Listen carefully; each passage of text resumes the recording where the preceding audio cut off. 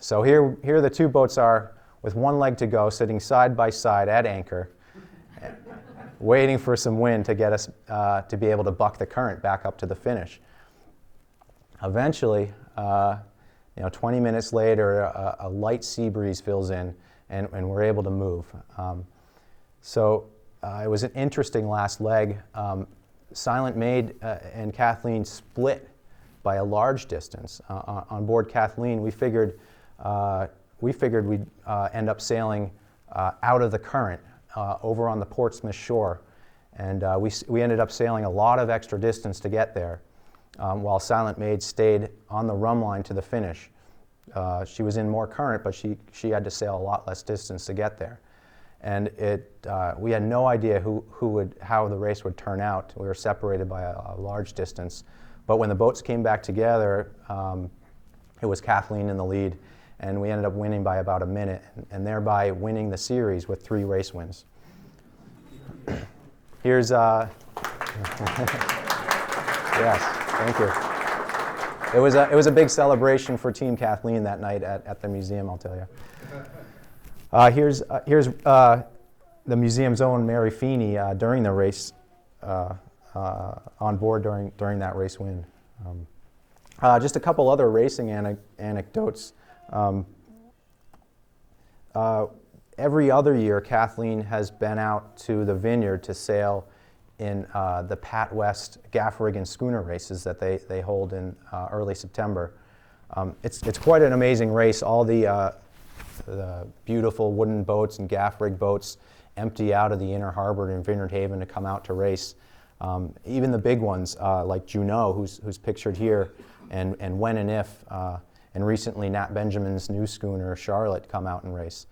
Now there are dozens of wonderful boats, beautiful boats out in the starting line, and it's just a pleasure to get to sail in their company. And Kathleen's record at these events has been impressive. Notably, in the first race that we were there, this was actually the first race we were there was Kathleen's first race against anything but a catboat. So we were pretty excited to see how she would go against other boats. Somehow we make it up to the first mark in first place, just in front of this boat here, Juneau. Pretty quickly after we round the mark, though, Kathleen hits a big set of waves and slows down, and Juneau is able to broad reach over the top of us. Now, on board, we all kind of figured that, okay, we'll let all the big boats pass us. We had our moment of glory, getting to the mark first. But my wife Karen was on the helm that day, and she wouldn't stand for that. She reaches up, takes Juneau's transom, and ends up passing Juneau back, and then extending on the long downwind leg. Now, aboard Kathleen, we were all shocked that this relatively little 28-footer was sailing right by this large 65-foot schooner with more than twice the waterline length. So pretty impressive, but it all made sense on the next reach leg. We had a beam reach into Edgartown, and on that point of sail, the schooner really shows her stuff. And on her favorite point of sail, Juneau comes and flies right by us. But we were still ahead of a lot of big boats in the race. We held off another 65-foot schooner, When and If, until the very last upwind leg, and several Alden-designed Malabar schooners were racing, and we were ahead of them. We probably would have finished third in that race, except a giant squall came through and actually knocked the whole fleet on their beam ends. It was unbelievable. I was When and If, big 65-foot Alden schooner, is just a quarter of a mile upwind of us, and this white wall of advancing rain and wind come down on her, and I had to stand in awe as I watched her masts touch the water. I had an account from someone on board that day who was standing at the base of the mainmast holding on to the pin rail with water up to their chest as the boat went over. Just an amazing squall came through. We then had about 10 seconds of scrambling on board Kathleen to get our sail down, and we ended up anchoring and eventually ended up finishing the race with a bunch of reefs tied in. But she did well that race. in the last race we sailed in 2010, Juno wasn't there, and maybe we were getting better at sailing the boat, but we were sipping drinks in the harbor with our sail furled by the time the second place boat finished. So racing's fun and all, but what we use the boat most is for cruising. And actually, we don't even do that much day sailing. We end up trying to take the boat off for extended periods of time instead. A lot of people ask where we've taken the boat. Here's a picture of Kathleen sailing into the inner harbor in Boston. The first winter I lived aboard her up there in Charlestown. To the south, we've been as far as Mystic, Connecticut this year to celebrate the Catboat Association's 50th anniversary. And as far east as Chatham, and really everywhere in between. Frequently we make the trip between Bristol and Wild Harbor, where I grew up sailing. Our record, by the way, between those two ports is 7 hours and 30 minutes. If anyone can best that, let me know. Despite having this rich history that we've talked about, I actually think she's a practical cruiser, even when compared to modern cruising boats. For one, she's fast. I figured over her 6 seasons, we've averaged close to 5 knots, even without the engine. And that includes, the handful of times that we've been caught out with no wind, typically at night, and those wild rides where we've averaged close to 7 knots. The other thing that makes her a great cruiser is her simplicity. She's got minimal systems that leaves the maintenance hours during sailing season anyway to almost nothing. There are actually no through hulls in the boat. We don't have an engine, so we don't need the cooling water, and we use a composting toilet, so there's no flushing necessary. And then the cockpit scuppers are plumbed into a sump that gets pumped overboard with one house battery that we have that is topped up with a solar panel. So she's a fast and simple boat, and for me that's a great combination for a cruising boat.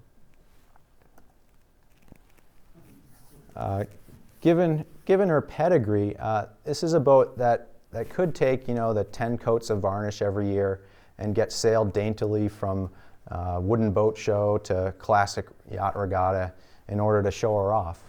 But she's not really that kind of boat for us. I go by the motto that a boat that's well used ends up being used well. And that's what my wife and I both enjoy about learning about sailing the boat, is learning how to use her well.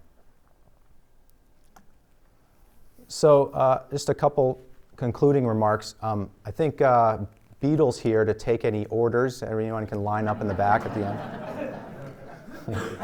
But just in general, there are some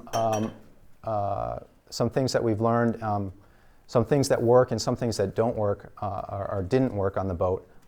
We learned early on that we needed a block and tackle system to hold on to the tiller to fight the weather helm. The first time that my wife took the helm, she thought that the boat didn't work. She was ready to send it back, but with the tiller throwing her around. I grew up sailing catboats, and I thought it was kind of normal.